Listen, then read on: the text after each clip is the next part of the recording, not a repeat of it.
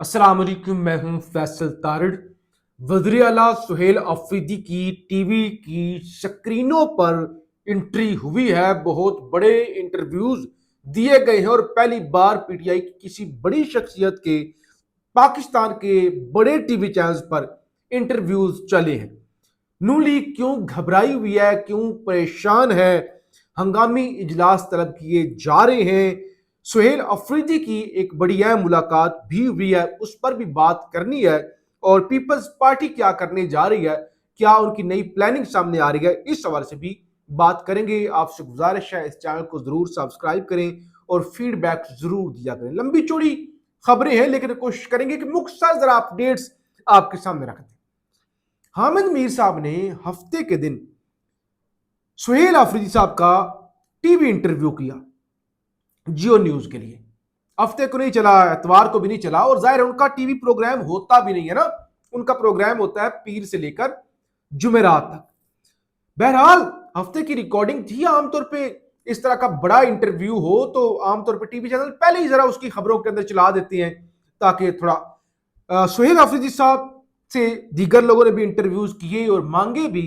हैरान कुन तौर पे कोई TV channel programme on air ही नहीं कर रहा था।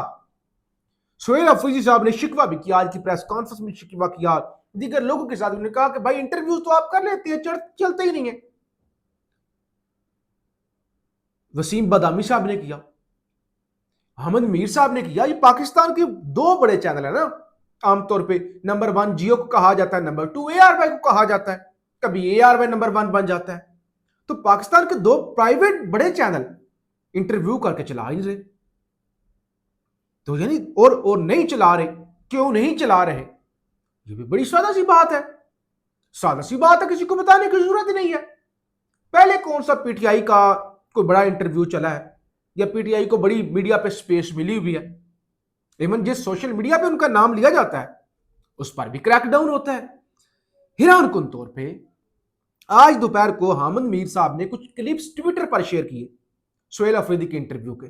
तो उसके बाद ये लगना शुरू हो गया कि शायद टीवी पर नहीं चले, क्योंकि टीवी पर जो प्रोग्राम चल जाता है ना उसके बाद उसके क्लिप्स सोशल मीडिया पर शेयर किए जाते हैं। तो अंदाजा हुआ कि शायद वो प्रोग्राम हामिद मीर साहब का नहीं चलेगा, इसलिए उन्होंने सोशल मीडिया पर क्लिप्स जारी कर दी हैं। लेकिन हैरान कुन तौर पे हामिद मीर साहब का प्रोग्राम भी चल गया।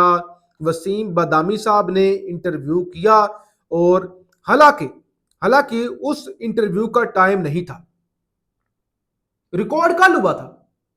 भाई मैं जो आपको चीज समझाना चाह रहा हूं आप वो समझे। हाँ, वसीम बदामी का टीवी शो होता है रात को 11 बजे, लेकिन जैसे ही हामिद मीर साहब का ऑन एयर हुआ वसीम बदामी साहब का भी पहले ही ऑन एयर हो गया। हालांकि रात को 11 बजे होना चाहिए था, लेकिन हो गया। अच्छा, उसके बाद अतर काजमी साहब है, सहाफी हैं एक्सप्रेस न्यूज के साथ, उन्होंने इंटरव्यू किया और अभी उनका भी वो उसका प्रोमो आ गया और उन्होंने बताया जी अभी मैं जब रिकॉर्डिंग कर रहा हूं सुबह 10 बजे का वक्त है तो अभी वो चल रहा होगा, क्योंकि उन्होंने एक घंटा पहले ट्वीट किया हुआ था कि रात 10 बजे उनका भी सुहेल अफरीदी के साथ इंटरव्यू चलने वाला है।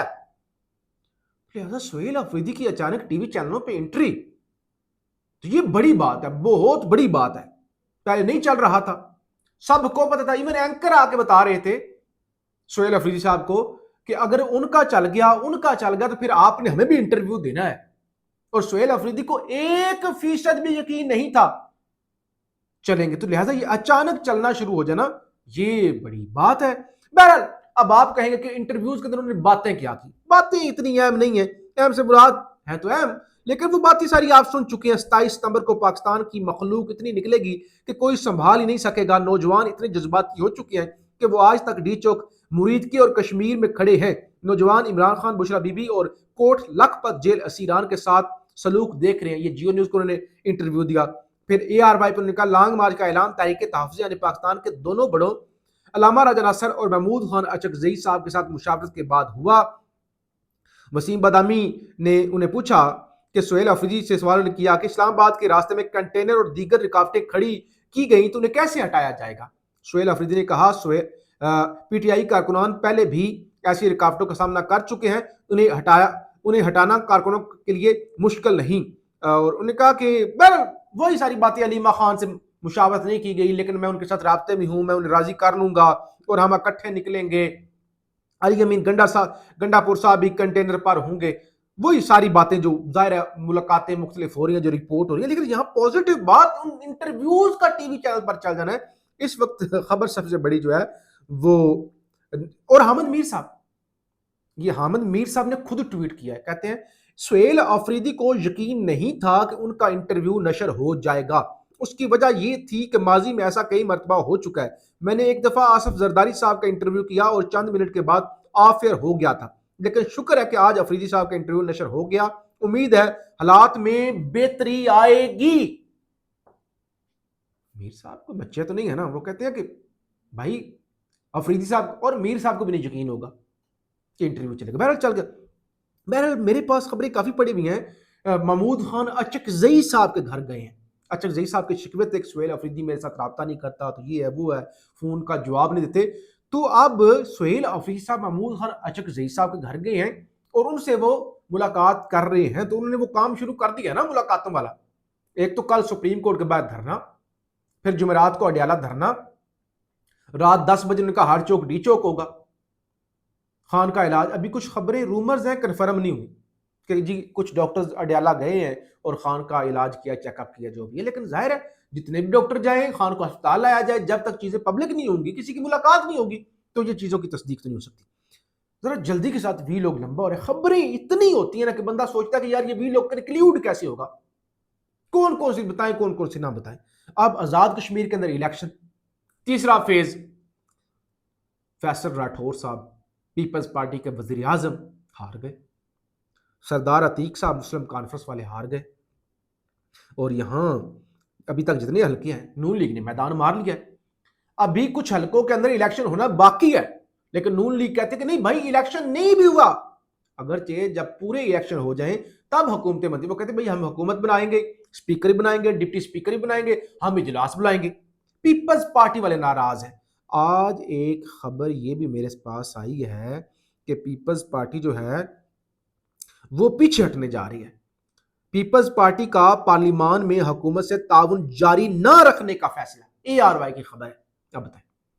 और उधर नवाज शरीफ ने मरी छांगला गली के अंदर इजलास बुला लिया है कि किसको वजीर आजम बनाया जाए, आजाद कश्मीर का। और साथ ही जो भावलपुर के अंदर इलेक्शन हो रहा है, वहां पे जो तस्वीरें छपी हैं कि MNA का इलेक्शन लड़ेंगे मोहसिन नकवी, उस पर तहफुजात का इजहार किया गया है कि ये किसने पोस्टर लगाए हैं, और उस पर भी हंगामी तौर पे जो है वो नवाज शरीफ साहब ने जो तलब कर लिया है इजलास। तो परेशानी तो है कि अचानक से अफरीदी साहब का टीवी स्क्रीनों पे आ जाना, पीपल्स पार्टी का PTI से रब्ता करना, पीपल्स पार्टी का कहना कि हम आप ताउन नहीं करेंगे और ये हमें प्रोवोक कर रहे हैं, नून लीग वाली, ये हमारी वजह से। वो कहते हैं शहबाज शरीफ हमारी वजह से वजीर आजम है, और वो कहते हैं भाई जरदारी साहब हमारी वजह से सदर है। वो कहते हैं राना सनाउल्लाह XYZ ये हमारी वजह से वजीर बने हुए हैं, और ये हमें ही प्रवोक करते हैं। हम कोई MQM नहीं है कि हम पुरानी तनख्वाह पे काम करेंगे। नहीं देखे पीपल नून लीग को इतना यकीन है, वो जैसे एस्टैब्लिशमेंट की टोट जो बातें होती है ना, उस तरह वो ट्रीट करते हैं पीपल्स पार्टी को। अब वो कहते हैं भाई इनकी क्या जरूरत है, ये पुरानी तनख्वाह पे काम करेंगे। तो वो कहते हैं भाई आप जो है आपके साथ ताउन नहीं करेंगे। आज़ाद जम्मू कश्मीर में हुकूमत साजी वज़ीर आज़म के नामों पर गौर, पीपल्स पार्टी का जारहाना तर्ज अमल, बिलावल का कानून साजी में नून लीग की हमायत न करने का ऐलान। पार्टी सदर नवाज शरीफ ने छांगला मरी में आला मुशावरती अजलास जो है वो हंगामी तौर पर तलब कर लिया है। बहरहाल सुहेल अफरीदी साहब ने आज ये भी कहा कि लॉन्ग मार्च का ऐलान तहरीक तहफ़्फ़ुज़ यानी पाकिस्तान के दोनों बड़ों अल्लामा राजा नासर और महमूद खान अचकजई के साथ मुशावरत के बाद जो है वो किया गया है। बहरहाल बहुत सारी खबरें अगले किसी वीलॉग के अंदर आपके सामने रख देंगे। अभी तक की सूरत हाल ये है कि PTI तैयारियां कर रही है सुबह सुप्रीम कोर्ट के धरने की, और खान की सेहत के हवाले से लेकर मुस्तरद कोई खबर उनके पास आए, और नून लीग खुश भी है कि कश्मीर के अंदर उनकी हुकूमत बन रही है, और साथ में परेशान भी है। क्या पीपल्स पार्टी ने छोड़ दिया तो फिर क्या होगा? वो नकवी साहब अगर MNA बन जाते हैं तो फिर वजीर आजम तो वो होंगे, शहबाज शरीफ किधर जाएंगे? और पीपल्स पार्टी को पता चल गया कि ये सिस्टम कोई नहीं चलना लंबा चौड़ा, अब हमें कोई नया पार्टनर जो है वो तलाश करना चाहिए, या थोड़ा सा जमहूरी बनने का ड्रामा जो है वो करना चाहिए। और किस तरह हमारी पीटीआई के साथ सेटिंग हो जाती है, तो फिर लोग जो हैं हमें अच्छे लफ्जों के अंदर याद रखेंगे। ये जो हमने गुनाह किए हैं ना 4 सालों के अंदर, इनका जनाजा, सियासत का जनाजा, समनियों का जनाजा, अदालतों का, तो लोग हमें भूल जाएंगे और हमें कोई रास्ता नया तलाश करना चाहिए।